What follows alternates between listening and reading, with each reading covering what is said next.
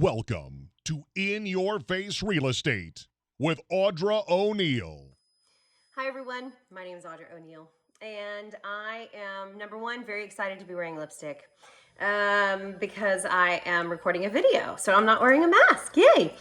Okay, so I want to talk to you about something that I talked to you guys about when COVID was first hitting. You know, something that I talked about was be careful with forbearance, be careful how it affects your credit score, and no matter what happens during this time, protect your cash and your credit score, right? Those are the two things that are happening. So I'm going to give you guys a little bit of an update on real estate in another video a little bit later today, but I wanted to talk to you specifically about your credit score because everyone is so excited about these rates, and you know they announced that they're going to keep these rates throughout 2021. Real estate has been very strong through COVID and is continuing to be strong. Property values are going up. They're anticipating them going up a little bit more. It is a little bit of, people keep calling it, oh, it's a seller's market. And, it is to an extent, right? People are not overpaying for a home, but they are paying you what your home is worth.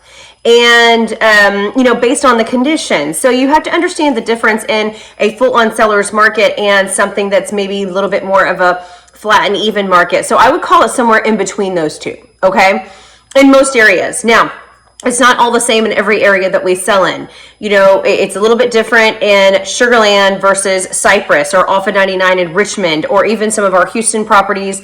Even Sienna is selling like hotcakes right now, but it is very different than even First Colony. You know, First Colony is a little bit of a standstill. It's taking a little bit longer to sell those properties right now. Greatwood is doing really well. The market's very strong. New Territory is very strong. Some of our Houston properties are a little bit different. Some of them are sitting, some of our townhomes are sitting, some of our houses are selling. Every little bit is different. So if you want a true market analysis on how your home is going to sell in this market, we have to talk offline. Okay, but this is about your credit score. Okay, so I have a little thing that I'm going to go ahead and put in the comments down below so that you guys can kind of see this. But even if your credit score is not in that high 700 range, which is considered really very good, don't worry. You can still get a better rate than most likely what you have right now. So keep that in mind. If you do run a refinance, the word on the street is that starting in December, possibly, don't hold me to that, they're going to start charging a 0.5 point on your refis, okay?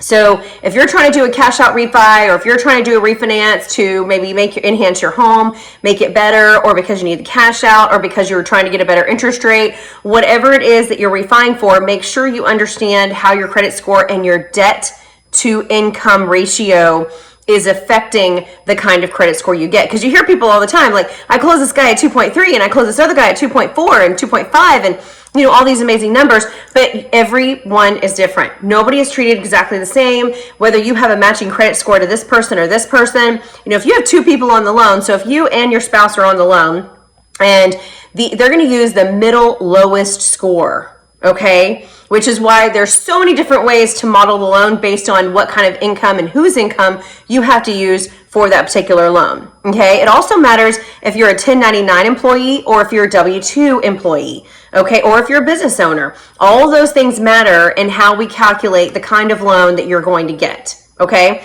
So I'm going to put this in the comments, but if you are in the 300 to it says 579, but 579 I can work with. I can get you a loan. I can get you to pushed up to that 620 range, and we can get you a loan. But that's considered very poor. The number of people that have that are about 16% that apply for a loan to buy a home. 580 to 669 is fair, but we can get you a loan, okay? 740 to 799, I'm sorry, I skipped one. 670 to 739, good, okay? We can definitely get you a house based on hopefully a price range that you are happy with that you can find a home in. 740 to 799, very good, okay? You can most likely get the best rate. You most likely have low debt, hopefully, unless you have like 5 cars. And, with giant, ticket prices. But all the stuff matters. What kind of debt you have, how often you pay your bills. Do you pay your bills on time?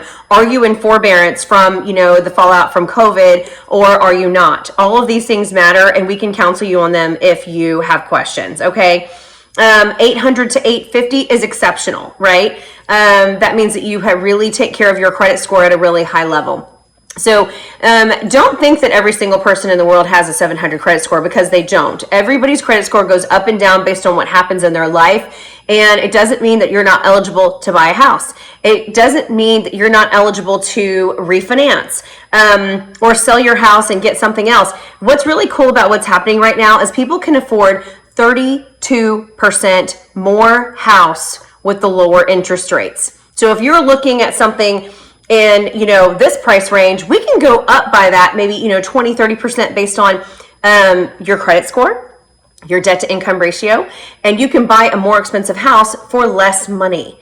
Like, I am literally moving somebody into a move-up house, and because their interest rate is going to be so much better, their mortgage is not even changing.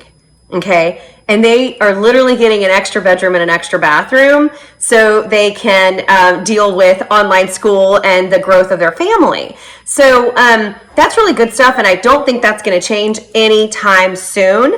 So keep that in mind. Okay. So I just want to kind of give you some information. I'm going to put 2 different graphs down below about your credit score. If you have any questions or you want to talk about it, your situation, whether you're in forbearance, not in forbearance, or if you're in pre-foreclosure, or you have any questions about what's been happening over the time, over this last 6-8 months, give me a call and we can talk about it offline. All right. Thanks so much.